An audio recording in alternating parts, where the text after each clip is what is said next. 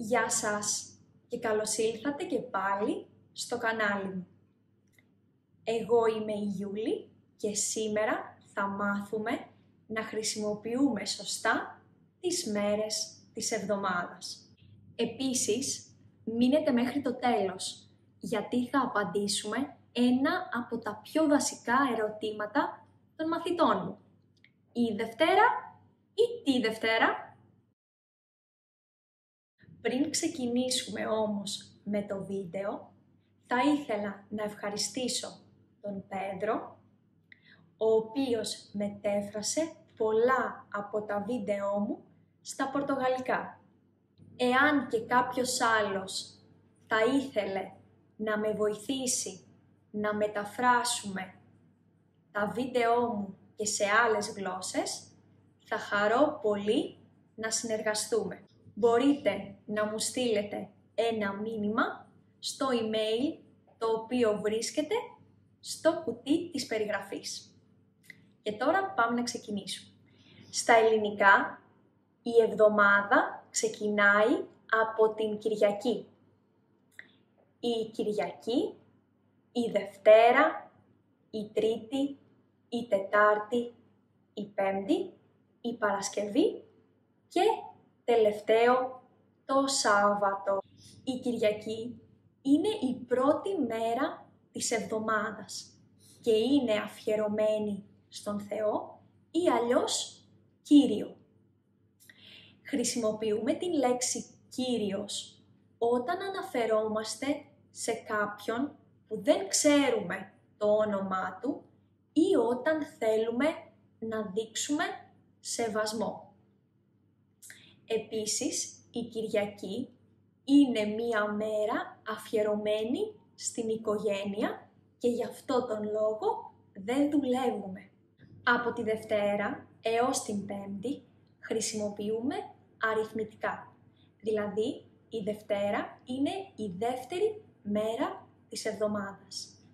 Η Τρίτη είναι η τρίτη μέρα της εβδομάδας κτλ. Η Παρασκευή δεν είναι η έκτη μέρα της εβδομάδας, αλλά η λέξη προέρχεται από το ρήμα παρασκευάζω, δηλαδή προετοιμάζομαι. Προετοιμάζομαι για την τελευταία μέρα της εβδομάδας, η οποία είναι το Σάββατο. Το Σάββατο δεν είναι ελληνική λέξη, αλλά εβραϊκή. Γι' αυτό και είναι η μοναδική μέρα της εβδομάδας με ουδέτερο γένος. Λέμε ή Δευτέρα, ή Τρίτη, ή Παρασκευή, αλλά λέμε το Σάββατο. Επίσης, η Παρασκευή και η Κυριακή, εκτός από μέρες της εβδομάδας, είναι και ονόματα, γυναικεία ονόματα. Στα αγγλικά, οι μέρες της εβδομάδας προέρχονται από τη σκανδιναβική και τη ρωμαϊκή μυθολογία. Κάποιες από αυτές έχουν ονόματα θεών και κάποιες άλλες ονόματα πλανητών. Για παράδειγμα, Sunday, η ημέρα του ήλιου, Monday, η ημέρα του φεγγαριού και Saturday, η ημέρα του κρόνου. Στην αρχαία Ελλάδα, επίσης, η ημέρα Σάββατο ονομαζόταν κρονία, δηλαδή αφιερωμένη στον χρόνο. Κάτι που ξέχασα να πω είναι ότι όλες οι μέρες της εβδομάδας γράφονται με κεφαλαίο. Το πρώτο γράμμα είναι κεφαλαίο. Και αφού έχουμε πει όλα αυτά για τις μέρες της εβδομάδας, μένει να απαντήσουμε το ερώτημα. Όταν χρησιμοποιούμε τις μέρες της εβδομάδας μέσα σε μία πρόταση, πότε βάζουμε «η», πότε «την» και πότε «της»? Όταν η μέρα είναι το υποκείμενο της πρότασης, τότε χρησιμοποιούμε το άρθρο «η». Για παράδειγμα, η Δευτέρα είναι η χειρότερη μέρα. Τώρα, όταν ένα γεγονός συμβαίνει μία συγκεκριμένη μέρα, μία συγκεκριμένη δηλαδή χρονική στιγμή, χρησιμοποιούμε το άρθρο «την». Για παράδειγμα, την Τετάρτη έχω ραντεβού με τον οδοντίατρο. Ή πότε πετάς για Ελλάδα? Την Τρίτη.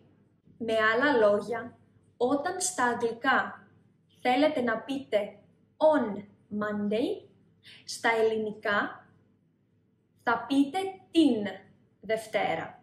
Τέλος, αν μία πράξη επαναλαμβάνεται συνέχεια, δηλαδή κάθε εβδομάδα την ίδια μέρα κάνω κάτι συγκεκριμένο, τότε χρησιμοποιούμε το άρθρο της, δηλαδή τον πληθυντικό αριθμό.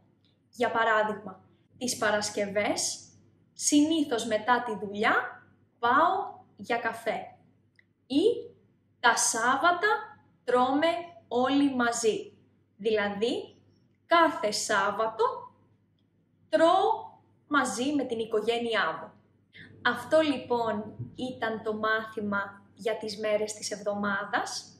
Ελπίζω να σας άρεσε και να σας φάνηκε χρήσιμο.